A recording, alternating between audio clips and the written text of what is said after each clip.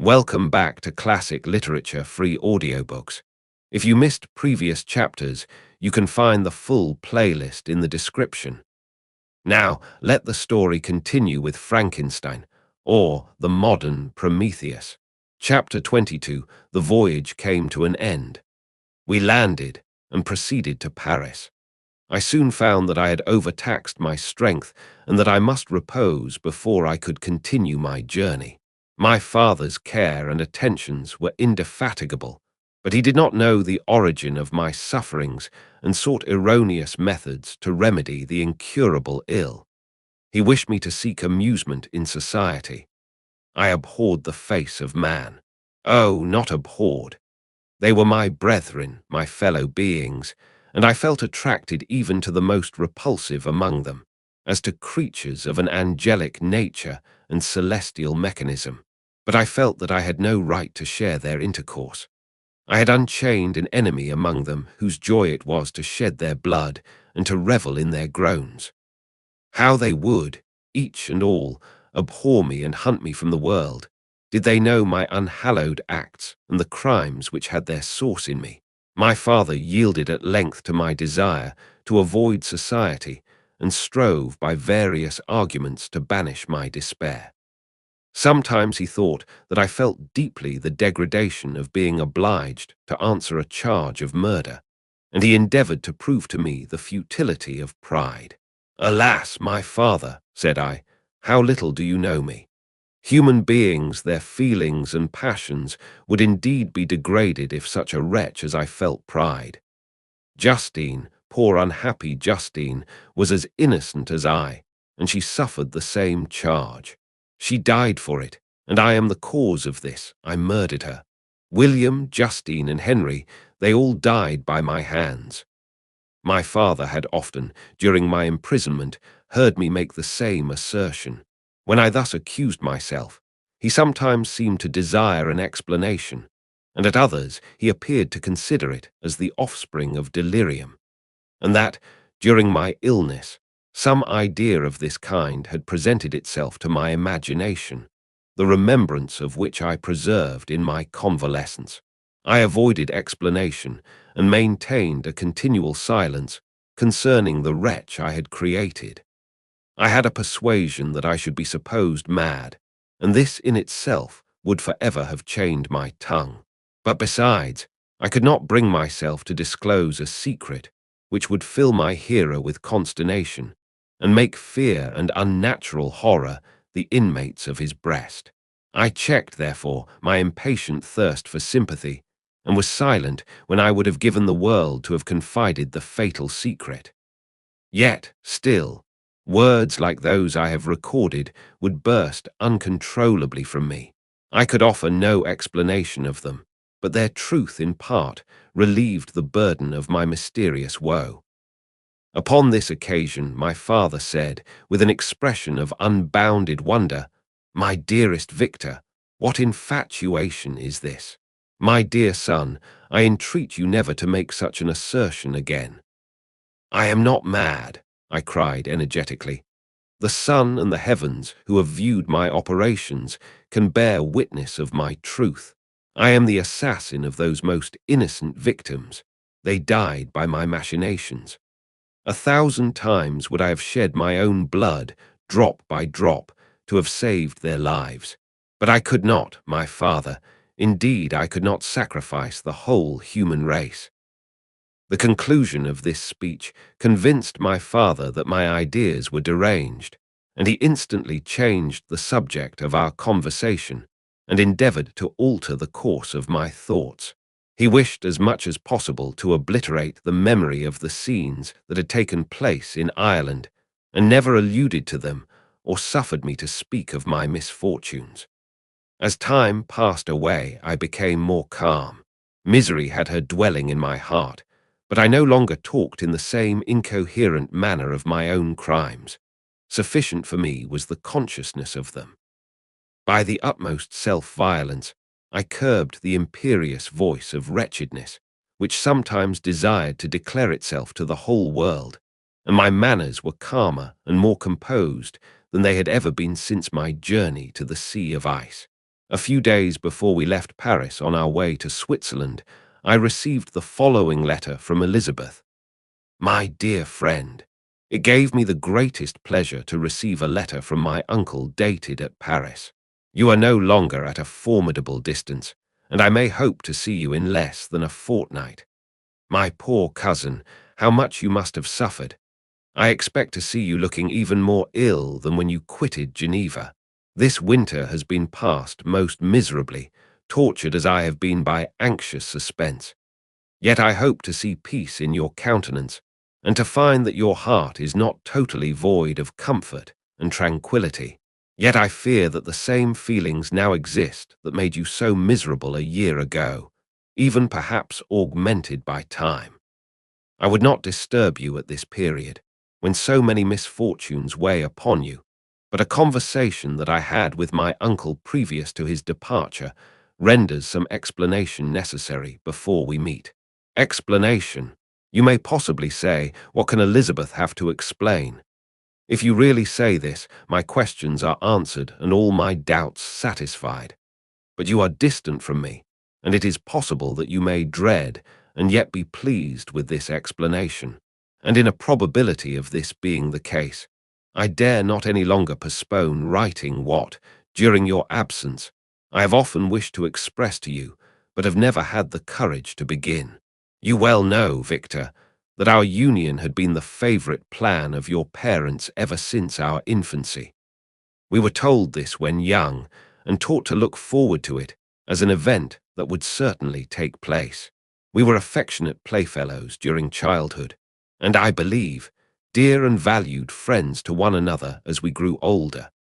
But as brother and sister, often entertain a lively affection towards each other without desiring a more intimate union, may not such also be our case?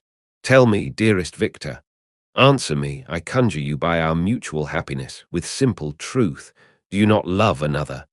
You have travelled, you have spent several years of your life at Ingolstadt, and I confess to you, my friend, that when I saw you last autumn so unhappy, flying to solitude from the society of every creature, I could not help supposing that you might regret our connection and believe yourself bound in honour to fulfil the wishes of your parents, although they opposed themselves to your inclinations. But this is false reasoning. I confess to you, my friend, that I love you, and that in my airy dreams of futurity you have been my constant friend and companion.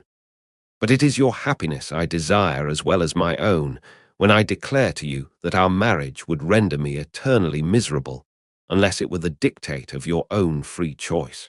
Even now I weep to think that, borne down as you are by the cruelest misfortunes, you may stifle, by the word honour, all hope of that love and happiness which would alone restore you to yourself.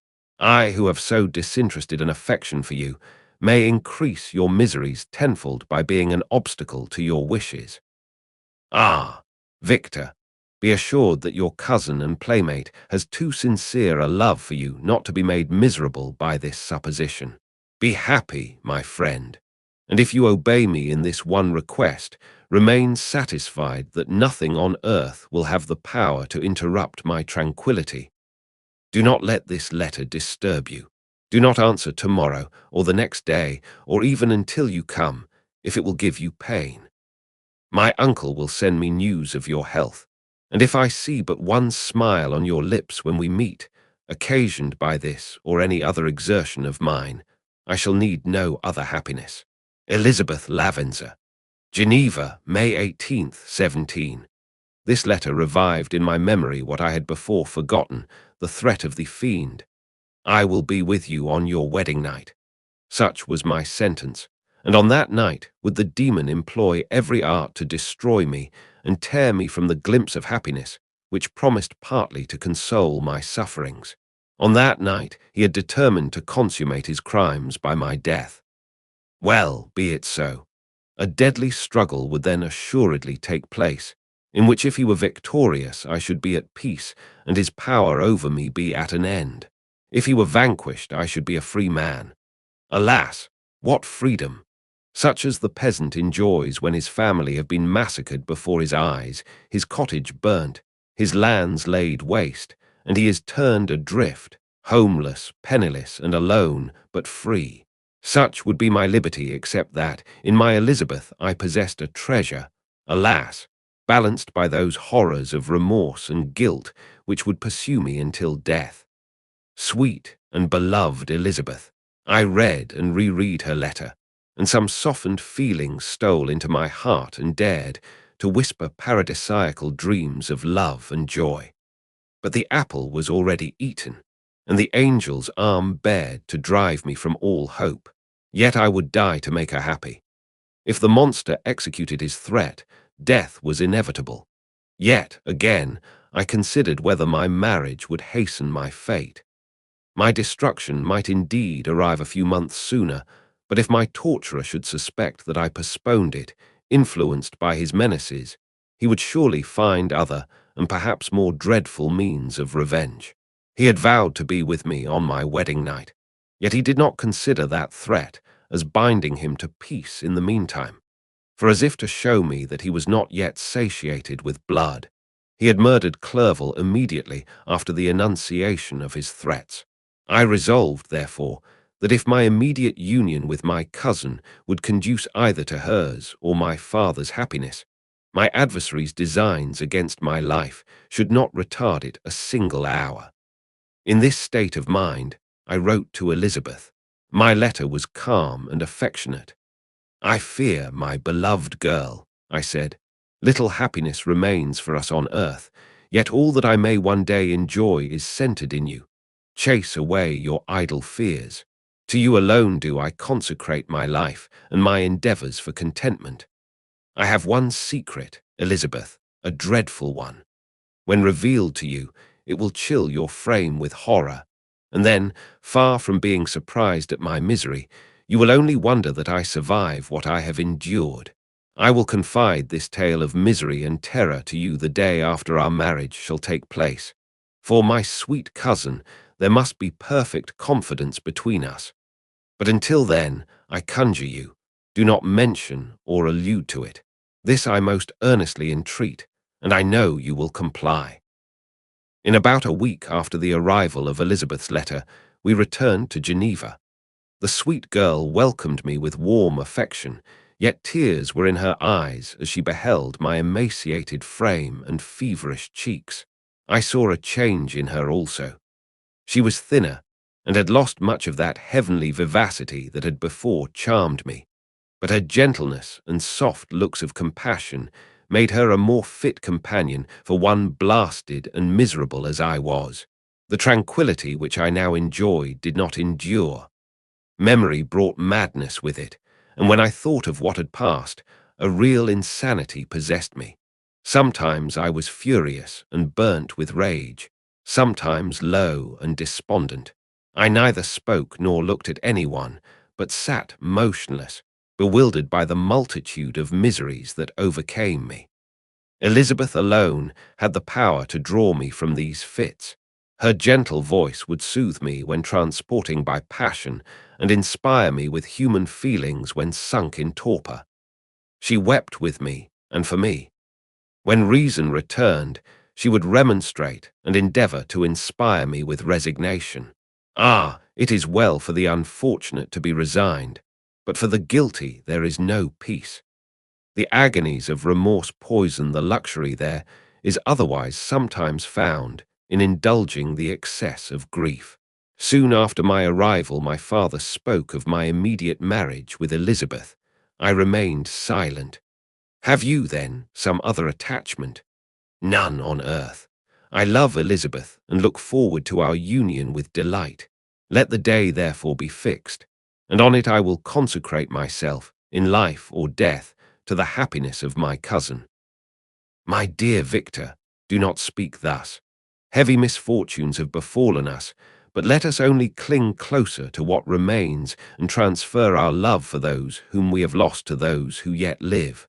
Our circle will be small, but bound close by the ties of affection and mutual misfortune. And when time shall have softened your despair, new and dear objects of care will be born to replace those of whom we have been so cruelly deprived. Such were the lessons of my father. But to me, the remembrance of the threat returned. Nor can you wonder that, omnipotent as the fiend had yet been in his deeds of blood, I should almost regard him as invincible, and that when he had pronounced the words, "I shall be with you on your wedding night," I should regard the threatened fate as unavoidable. But death was no evil to me if the loss of Elizabeth were balanced with it, and I therefore, with a contented and even cheerful countenance, agreed with my father that if my cousin would consent, the ceremony should take place in 10 days, and thus put, as I imagined, the seal to my fate. Great God! If for one instant I had thought what might be the hellish intention of my fiendish adversary, I would rather have banished myself forever from my native country, and wandered a friendless outcast over the earth than have consented to this miserable marriage. But as if possessed of magic powers, the monster had blinded me to his real intentions, and when I thought that I had prepared only my own death, I hastened that of a far dearer victim. As the period fixed for our marriage drew nearer, whether from cowardice or a prophetic feeling, I felt my heart sink within me. But I concealed my feelings by an appearance of hilarity that brought smiles and joy to the countenance of my father, but hardly deceived the ever-watchful and nicer eye of Elizabeth. She looked forward to our union with placid contentment, not unmingled with a little fear, which past misfortunes had impressed, that what now appeared certain and tangible happiness might soon dissipate into an airy dream and leave no trace but deep and everlasting regret. Preparations were made for the event, congratulatory visits were received, and all wore a smiling appearance. I shut up, as well as I could, in my own heart the anxiety that preyed there, and entered with seeming earnestness into the plans of my father, although they might only serve as the decorations of my tragedy. Through my father's exertions, a part of the inheritance of Elizabeth had been restored to her by the Austrian government. A small possession on the shores of Como belonged to her. It was agreed that, immediately after our union, we should proceed to Villa Lavenza and spend our first days of happiness beside the beautiful lake near which it stood. In the meantime, I took every precaution to defend my person, in case the fiend should openly attack me. I carried pistols and a dagger constantly about me, and was ever on the watch to prevent artifice, and by these means gained a greater degree of tranquillity. Indeed, as the period approached, the threat appeared more as a delusion, not to be regarded as worthy to disturb my peace, while the happiness I hoped for in my marriage wore a greater appearance of certainty as the day fixed for its solemnization drew nearer, and I heard it continually spoken of as an occurrence which no accident could possibly prevent. Elizabeth seemed happy. My tranquil demeanor contributed greatly to calm her mind. But on the day that was to fulfill my wishes and my destiny, she was melancholy, and a presentiment of evil pervaded her. And perhaps also she thought of the dreadful secret which I had promised to reveal to her on the following day. My father was in the meantime overjoyed, and in the bustle of preparation only recognized in the melancholy of his niece the diffidence of a bride. After the ceremony was performed, a large party assembled at my father's, but it was agreed that Elizabeth and I should commence our journey by water, sleeping that night at Evian, and continuing our voyage on the following day. The day was fair, the wind favorable, all smiled on our nuptial embarkation. Those were the last moments of my life during which I enjoyed the feeling of happiness. We passed rapidly along. The sun was hot, but we were sheltered from its rays by a kind of canopy while we enjoyed the beauty of the scene. Sometimes on one side of the lake, where we saw Mont Saliev, the pleasant banks of Montélimar, and at a distance, surmounting all, the beautiful Mont Blanc, and the assemblage of snowy mountains that in vain endeavor to emulate her. Sometimes, coasting the opposite banks, we saw the mighty Jura opposing its dark side to the ambition that would quit its native country, and an almost insurmountable barrier to the invader who should wish to enslave it. I took the hand of Elizabeth. "You are sorrowful, my love. Ah, if you knew what I have suffered and what I may yet endure, you would endeavor to let me taste the quiet and freedom from despair that this one day at least permits me to enjoy." "Be happy, my dear Victor," replied Elizabeth. "There is, I hope, nothing to distress you, and be assured that if a lively joy is not painted in my face, my heart is contented. Something whispers to me not to depend too much on the prospect that is opened before us, but I will not listen to such a sinister voice. Observe how fast we move along, and how the clouds, which sometimes obscure and sometimes rise above the dome of Mont Blanc, render this scene of beauty still more interesting. Look also at the innumerable fish that are swimming in the clear waters, where we can distinguish every pebble that lies at the bottom. What a divine day! How happy and serene all nature appears! Thus Elizabeth endeavoured to divert her thoughts and mine from all reflection upon melancholy subjects, but her temper was fluctuating. Joy for a few instants shone in her eyes, but it continually gave place to distraction and reverie. The sun sank lower in the heavens. We passed the river Drance and observed its path through the chasms of the higher and the glens of the lower hills. The Alps here come closer to the lake, and we approached the amphitheatre of mountains which forms its eastern boundary. The spire of Evian shone under the woods that surrounded it, and the range of mountain above mountain by which it was overhung. The wind, which had hitherto carried us along with amazing rapidity, sank at sunset to a light breeze. The soft air just ruffled the water and caused a pleasant motion among the trees as we approached the shore, from which it wafted the most delightful scent of flowers and hay. The sun sank beneath the horizon as we landed, and as I touched the shore, I felt those cares and fears revive which soon were to clasp me and cling to me forever.